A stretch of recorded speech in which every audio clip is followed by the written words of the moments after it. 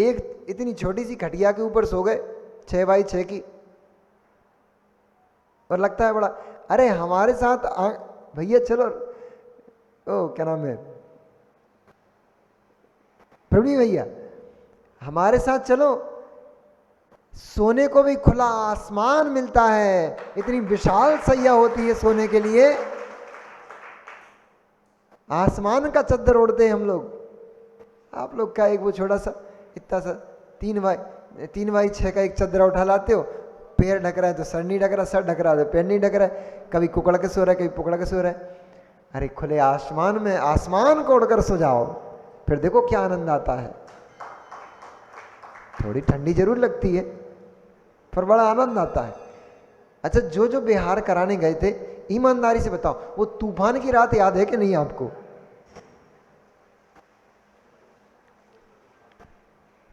लाख रुपए खर्च करके और होटल में पार्टी मना के आगे होगे, वो अभी याद नहीं होगा आपको, लेकिन वो तूफान की रात जरूर याद होगी जब सब उड़ रहा था। खेत में पड़े एक दिन, चलते चलते, एक दिन गर्मी का तो समय था, इसलिए गर्मियों में स्थानों में कम रुकते हैं, खेतों में ही ज़्यादा रुक जाते हैं विहार करते करते। तो एक दिन खेत में रुक गए और शाम को 10-11 बजे से 12 बजे से तूफान आना शुरू हुआ और ऐसी भयंकर हवा चली, ऐसा भयंकर तूफान मचा, लग रहा था अब तो सब उड़ जाएगा। जिस पाटे पे सो रहे थे वो भी उड़ जाएगा, हम भी उड़ जाएंगे। पर चटाई दवाई और कुकड़े कुकड़े पड़े रहे, तूफान का आनंद लेते रहे। अब ये भैया लोग, ये कोई ट्रक में भाग रहे, ट्रक की तरफ भाग रहे, उस समय तो ऐसे लग रहा था ट्रक ही नहीं पलट जाए, उड़ जाए, सब भयंकर तूफान। पर वो भी आनंद था कि नहीं था? ये दृश्य देखने का अपना एक आनंद होता है। एक बार हम लोग जब ब्रह्मचारी थे उस समय आचार्य के साथ बिहार कर रहे थे, झांसी से बिहार हुआ था, इंदौर चातुर्मास के लिए जा रहे थे। तो विदिशा के पास थे क्या योग सागर जी? विदिशा के पास है सनवन, गांव का नाम था सनवन, विदिशा के पास। विदिशा के पास रात में अचानक से कहीं से कहीं तक कोई मौसम नहीं था, दिन भर अच्छी धूप पड़ी, हम लोग सब सामायिक के लिए बैठ गए, आचार्य सामायिक के लिए बैठ गए, और 1 घंटा आधे घंटे के बाद ऐसा भयंकर तूफान और ऐसी आंधी चले और पानी चले, सब उड़ गए। वो देखो गद्दा चला जा रहा है, वो देखो चद्दर चला जा रहा है, वो देखो रहर उड़ी जा रही है, शास्त्रों को समेटा समाटा रखा, वो बंद करके तुरंत वो जैसे ही याद आए, हो आचार्य तो वहाँ अकेले बैठे। फिर हम लोग भागे, 2-3 लड़के भाग के देखा, हो झमाझम पानी गिर रहा, तूफान अलग पानी अलग, कुछ भी समझ में नहीं आ रहा। काली मिट्टी का खेत, तो आधे घंटे पानी पड़ा, वो काली मिट्टी में तर एकदम, और मिट्टी में जहां पैर रखो इतना घुस जाए अंदर, पूरा लबालब खेत एकदम पानी से, घुटने घुटने पानी भर गया 1 घंटे में। तो अब हम लोग खड़े, हमारे साथ जो संजय सागर जी हैं, वो पहले आशीष भैया थे, तो आशीष भैया, हम, अभी जो पीयूष भैया आए थे, पीयूष भैया, 4-5 लोग, और एक इन दोनों भैया है, हाँ, अरे इंदौर वाले, इसका क्या नाम, रघुवंशी, एक भैया है इंदौर से आता है। तो ऐसे 4-5 लोग हम गए, भागे, और भाग के सबसे पहले क्या किया कि आचार्य तो लेटे थे, बैठ गए, फिर वो माला फेरने लग गया बैठ करके। तो हमने दिमाग में आया ये गद्दे फोम के हैं, तो गद्दे लगा के खड़े हो गए। अब वो इतनी हवा में गद्दे कहाँ ठहर रहे हैं, वो उड़ जा रहे। तो आचार्य ने सारा किया, रहने दो, वो ठहरेंगे नहीं। फिर दिमाग चला, अब क्या करें। अब ऐसे ही वो धंसते पैरों में भागे, क्योंकि आचार्य थोड़े दूर ठहरते हैं, तो भागे, दौड़ के गए, जाकर के फिर पाटे उठा लाए, 4-5 पाटे उठा लाए। पाटे उठा के 2-3 पाटे ऐसे खड़े करके लगाए, उनको ऊपर छत टाइप की बना दी पूरा। अब वो पाटों में कहाँ पानी, इतने झमाझम तो पानी गिर रहा है, तो कहाँ रुकने वाला था। तो जो पाटों में जो जोड़ लगता था, वहां से घुस के टपकने लग गया पानी। तो हमने आचार्य से पूछा, आचार्य आनंद आ रहा है कि नहीं आ रहा? आचार्य बोलते अब फिर वापस से वो छत बनाई, छत के ऊपर गद्दे, तो 2-3 जन गद्दों को पकड़े, 2-4 जन वो पाटों को पकड़े, खड़े खड़े, पानी रुकने का नाम ही नहीं ले रहा। 2 घंटे हो गए, 3 घंटे हो गए, झमाझम बारिश चले जा रही, रुक ही नहीं रही, और हवा के साथ। अब 2 घंटे पानी में हवा में ठिठुर गए, कड़कड़ाने लग गए, दांत कटकटाने लग गए हमारे। तो जब हाथ पैर बिल्कुल ही अकड़ने लग गए और ठंडे से एकदम बिल्कुल ऐसे हो गए कि अब तो जाने ही वाले, तब फिर हमने उनको बोला पीयूष भैया आप रुको, हम 2-4 जन को पहुंचा रहे। फिर 2-4 लोग जो ट्रक में घुस गए थे, खूब सारी पब्लिक थी उस समय, तो फिर हमने उन लोगों को पहुंचाया। हम लोग जाके वापस ट्रक में थोड़े पहुंचा पाची करी, और ट्रक की हालत भी हो रही थी कि एक के ऊपर एक चढ़े हुए थे उसमें। अब उतनी ट्रक, उसमें सैकड़ों लोग घुसे, कुछ बैठे, कुछ लेटे, कुछ बैठे बैठे झीम रहे। बड़ा आनंद का समय था वो भी। ऐसा समय जब बीता, आज भी वो याद है। वो सब ये दृश्य जो होते हैं ये मेमोरेबल हो जाते हैं, यादगार हो जाते हैं। तो बिहार में बड़ा आनंद आता है। तो अभी बिहार आकाय पे से गया था ये, तो उन फलों में ही आनंद, उन अटवियों में रहने में ही आनंद, उन गुफाओं में विश्राम करने में ही आनंद, क्योंकि निर्विकल्पता ही आनंद है। आनंद निर्विकल्पता में होता है। वस्तुओं में कभी सुख नहीं होता, आनंद नहीं होता। जिस चीज में आपकी निर्विकल्पता होती है उसमें आनंद आने लग जाता है। भले ही कष्ट भी हो रहा हो शारीरिक, परंतु निर्विकल्पता रहती है तो फिर आनंद रहता है। घर में विकल्प ही विकल्प हैं, इसलिए सुख सुविधाएं तो घर में होती हैं पर आनंद नहीं होता। आनंद, सुख सुविधा नहीं होने पर भी विकल्प नहीं होता तो आनंद आता है, सुख महसूस होता है, शांति महसूस होती है। इसलिए वे रामचंद्र जी उस वन में भी बड़े आनंद को प्राप्त थे। रमणीक रमणीक स्थान देखते थे नए नए। अब आपके अगर हम गिने चुने, वो एक ताजमहल, वो एक लाल किला, और 2-4 चीज, वो एक यमुना। अब कितनी बार यमुना देखेंगे, कितनी बार ताजमहल देखेंगे, आदमी बोर ही हो जाता है देख देख के। बाहर के लोगों के लिए ठीक है, दूर दूर से आए ताजमहल देखने के लिए। यहाँ के लोग नहीं जाते होंगे, साल में 1 आध बार चले गए तो चले गए, नहीं तो क्या देखना है। अब देख लिया, 1 बार देख लिया, 2 बार देख लिया, 3 बार देख लिया। अब वो ताजमहल कितनी बार देखेंगे? वो यमुना नदी को कितनी बार जाएंगे वहाँ पे? 2 बार देख लिया, 10 बार देख लिया, 2-4-10 बार नहा आए उसमें। पानी नहीं नहाओगे काय में, उसमें पानी नहीं रहता है, तो घूम फिर आए ऐसे ही। तो इन सब चीज़ों को 1 बार देखोगे फिर सामान्य हो जाती हैं सब चीज़ें। इसलिए तो नई नई शादी होती तो पत्नी बड़ी सुंदर लगती है, नए नए भोग बड़े सुंदर लगते हैं, रमणीक लगते हैं। फिर वो पति भी सामान्य हो जाता है, वो पत्नी भी सामान्य हो जाती। अब कब तक देखेंगे तुम्हें? देख ही लिया, साल भर देख लिया, 6 महीने देख लिए, 2 साल देख लिए, आपको तुम्हें देखते रहेंगे। अब दुकान देखने दो, कचुअर देखने दो, सब सामान्य हो जाता है। परंतु हम लोगों को बड़ा आनंद रहता है। क्यों आनंद रहता है? हर दिन नए नगर में पहुंचना, हर दिन नए गांव में पहुंचना, नई नई अवस्थाओं से जूझना। कोई दिन हाथी ना कोई दिन घोड़ा, तो कोई दिन पैदल चलना जी। तो हाथी घोड़े पे तो नहीं बैठते।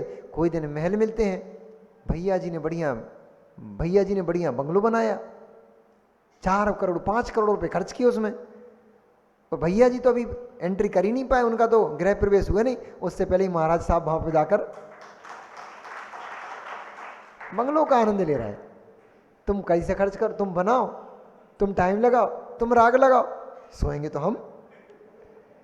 जैन भवन बनाया समिति ने, समाज ने, पैसा समाज का लगा, खड़े होकर समिति ने बनवाया, मजे महाराज लूट रहे। यही तो जलवे होते हैं महाराज के। करत कछु है नहीं है, करत कछु है नहीं है, रखत सब कछु है, पर कुछ नहीं रखते अपने पास। रखने में काम गड़बड़ हो जाता है। इसलिए आते हैं, ठहरते हैं, चले जाते हैं। यही मुनि का कर्तव्य है। आओ, बोलते हैं बुंदेलखंडी में बोलते हैं, नहीं यार, बुंदेलखंडी में बोलते हैं कि साधु भाई किसके और खाए पिए किसके? साधु जी किसी के नहीं होते। ये सचिन भैया भले ही राग लगा के बैठ जाएं कि साग सागर हमारे के, वे योग सागर निवृत्त सागर हमारे, ये साधु भाई किसी के नहीं होते।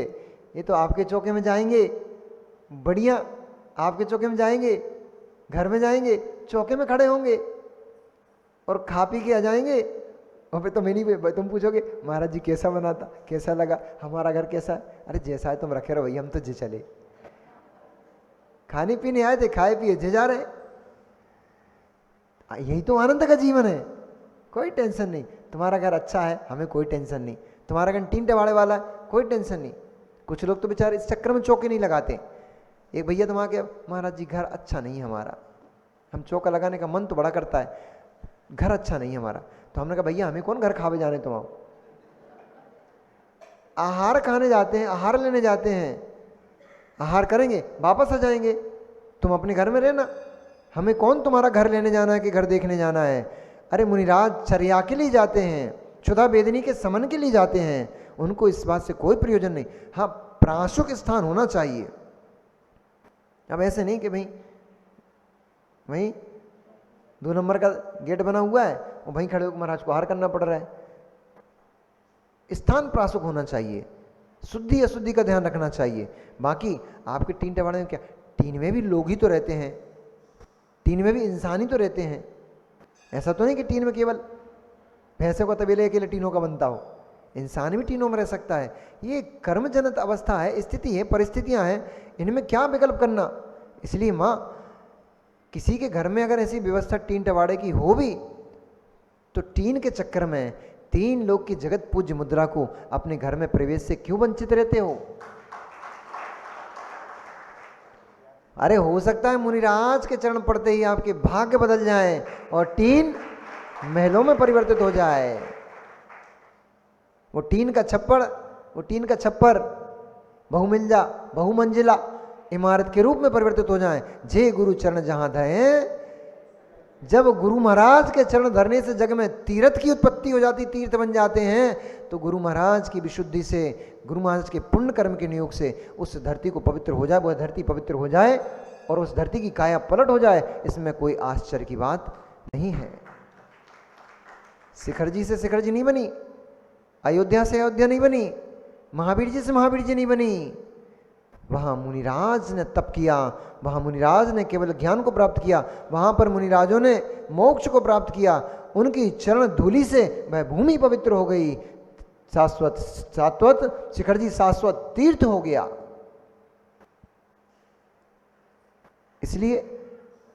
इसलिए निर्विकल्पता में जीना है, आनंद में जीना है, तो भोगों को त्यागते चले जाओ, वस्तुओं से परिग्रह से अपने आप को मुक्त करते चले जाओ। जितना जितना परिग्रह छूटता चले जाएगा, उतना उतना चारित्र प्रकट होते चला जाएगा।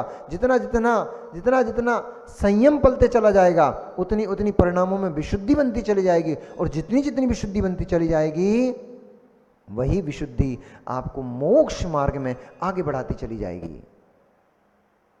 व्यवहार चारित्र निश्चय चारित्र को प्रकट करता है।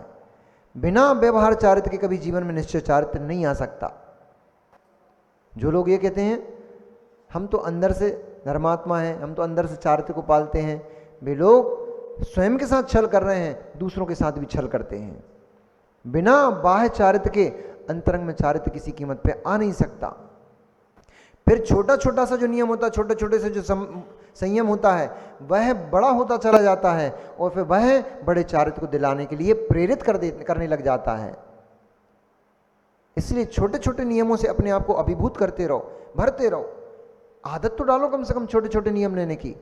वही छोटे छोटे नियमों का संस्कार कालांतर में महाव्रत और अणुव्रतों को दिलाने वाला होता है। इस प्रकार से बड़े आनंद का जीवन जीते हुए नवीन नवीन स्थानों को, नवीन रमणीक स्थलों को देखते हुए वे रामचंद्र जी तीनों प्राणी आगे बढ़ते चले जा रहे थे। चलते चलते कई दिन बीत गए। कई दिन क्या, एक पक्ष कम 5 महीने बीत गए। तब जाकर के वे रामचंद्र जी उस अटवी से बाहर निकल पाए। 5 महीने, एक पक्ष कम रह गया, 5 महीने तक वे जंगल में ही घूमते रहे। अब सोचो कितना आनंद होगा। टेंशन कछु थी नहीं, ना तो पोटली, ना गेहूं, ना पैसा, कछु है नहीं। क्या करना, जहां कहीं फल मिल गए सो फल तोड़ लिए, खा लिए, नदियां मिल गई पानी पी लिया। ऐसा जीवन चलता।